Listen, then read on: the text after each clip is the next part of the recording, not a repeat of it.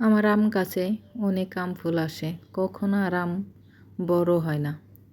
আমের কুড়ি এসেই পড়ে যায়। তো এক আন্টি বলল আম ফুল দিয়ে তরকারি খাওয়া যায়। আমি তো অবাক যে সত্যি খাওয়া যায়, বলে কি ছোট মাছ দিয়ে। তো আজকে সত্যি আম ফুলগুলি ছিঁড়ে এই ছোট মাছ দিয়ে চচ্চড়ি করেছি। কেমন হয়েছে দেখতে হলে আমার সাথেই থাকুন পুরো ভিডিও জুড়ে।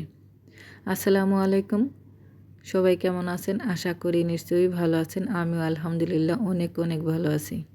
এই যে আমার আম গাছের আম ফুল, এই আম গাছটা কিনেছিলাম 150 টাকা দিয়ে। বলেছিল 12 মাসে আম আসবে।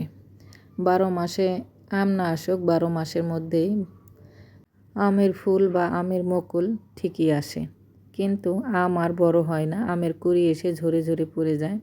তো একদিন ভাবছি কি গাছটা কেটেই ফেলবো। বলে যে গাছ কাটার দরকার নেই, আমের ফুল দিয়েই তরকারি খাওয়া যায়, ছোটো মাছের চচ্চড়ি করা যায়। আমি বললাম ভালো লাগে, কয়েক যে মজা, কত মজা।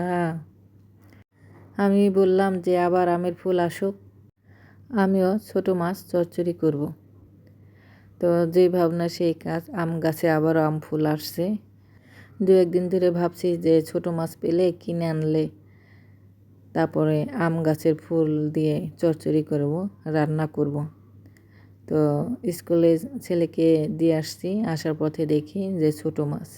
আমি ছোটো মাছ কিনে নিয়ে আসছি, ফ্রিজে আমার ছিল না। তো আম গাছে থেকে আম ফুলও নিয়ে আসলাম।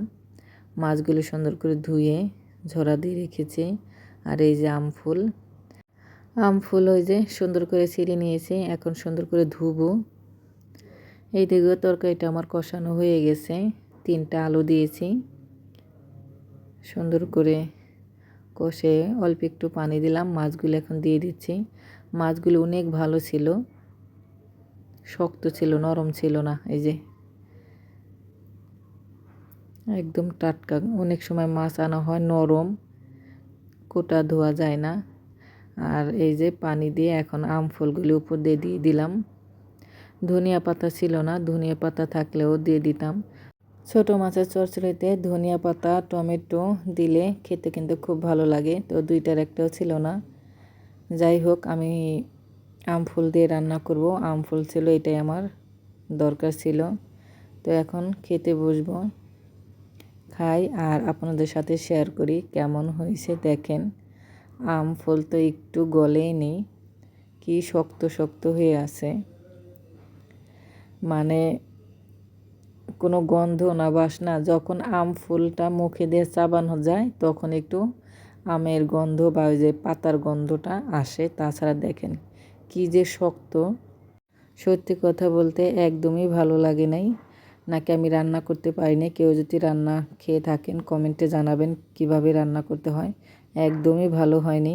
তো ভিডিওটি যদি ভালো লাগে লাইক কমেন্ট করবেন, শেয়ার করবেন, ফেসবুক পেজটা সবাই ফলো দেবেন। আল্লাহ হাফিজ।